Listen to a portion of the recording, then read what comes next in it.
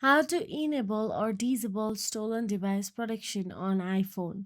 So let's get started with the tutorial.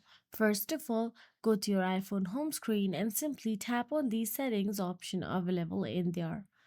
Now, once inside the settings, all you have to do is scroll down and tap on the Face ID and passcode or Touch ID and passcode if you have a Touch ID model. Then enter your device passcode and scroll down until you see stolen device protection option available in there and simply tap on it. To enable, tap on turn on protection, and to disable, simply toggle off that switch.